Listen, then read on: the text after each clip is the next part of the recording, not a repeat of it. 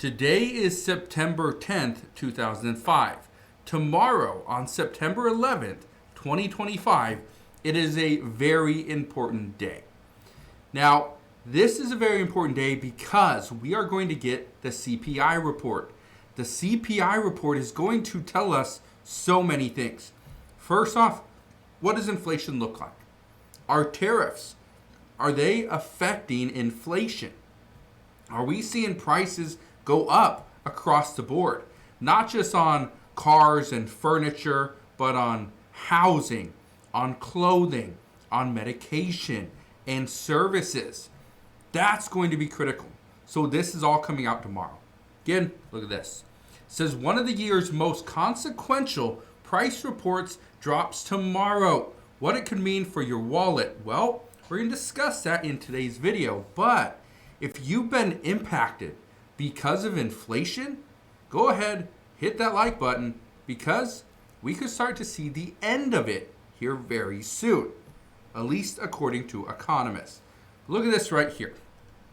It says, economists surveyed by Bloomberg expect the CPI data to show overall prices up 2.9% from a year ago, an increase from June and July's 2.7% pace. Together with Wednesday's producer price index year over year reading at 2.6%, the data will likely show what price growth is still running well above the Fed's 2% target. Unfortunately, that's likely what it's going to show us. Now, I want to read a few things to you. Look at this right here. It says, while inflation has cooled from its June 2022 year-over-year peak of 9.1%, prices have climbed roughly 9% since July of 2022, straining household budgets. That has been huge. People are struggling and just can't get back on their feet. Here's what experts are saying. Experts expect borrowing costs to decrease. Okay? So despite concerns about rising prices, a quarter-point interest rate cut is seen as a 90% certainty tomorrow morning, according to the CME FedWatch tool. That would lower the Fed's benchmark rate to a range of 4 to 4.25%, bringing down borrowing costs on credit cards, auto loans, and other types of financing.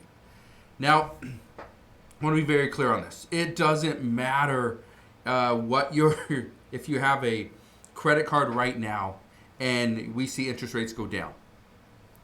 You're likely locked in to a specific rate. So is your credit card rate going to get better? Most likely not. Is your auto loan going to become cheaper? No, because most people are locked in on a specific rate.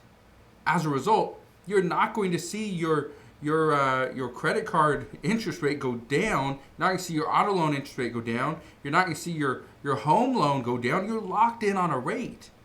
Keep that in mind. Okay? I want to show you something though. This is what we're expecting. Okay, look at this.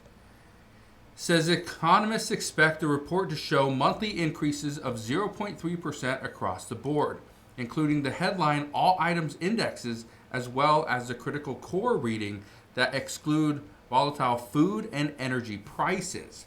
It says if that is the case, it would push the annual headline CPI rate to 2.9%, the highest level since January, the furthest from the Fed's 2% target and up 0.2% percentage points from July. It says right here on the face, that would seem to be a deterrent for the Fed to ease monetary policy when it meets next week. However, two factors will come into play. First, the core reading is predicted to be unchanged at 3.1%. Second, the increase in inflation is largely expected to come from tariff-sensitive goods rather than service prices that affect much of the larger part of the $30 trillion U.S. economy. Now, here's something else. There is a chance that we see reciprocal tariffs are deemed illegal. And if that's the case, then reciprocal tariffs will go away and we will see the money that we have spent on reciprocal tariffs, it will go back to the importer on record. As a result, prices will go down. So Some are speculating here and saying that the Supreme Court is going to rule against the Trump administration. If they do, they know prices are going to go down. So even though inflation is expected to be 2.9% come tomorrow, if it is lower, that's good. But if it is higher, well, that's a little bit of a problem. So where do we go from here? Well, here's the issue that I think everyone faces. We don't know what's going to happen. And after the report that we got earlier this week saying that there were 911,000 less jobs than were originally reported last year, that means almost 1 million jobs, less jobs. That is a huge, huge concern. Now people are speculating that, well, the numbers are off. We are hiding the true numbers. So we don't know what our true unemployment rate is.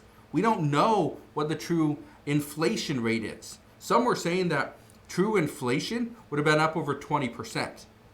That unemployment would be up over 8% if we looked at the true numbers. That's scary. 20% inflation, and this is the past over the couple years, and then 8% unemployment. That's scary. Okay, that is very scary. Now, this information is going to come out tomorrow morning. So the next video after this one, so tomorrow morning's video, I'm going to be talking about the CPI report. What exactly does this mean? Also tomorrow, it's going to give us a good indication of what Social Security's cost of living adjustment for 2026 is going to look like. Excuse me.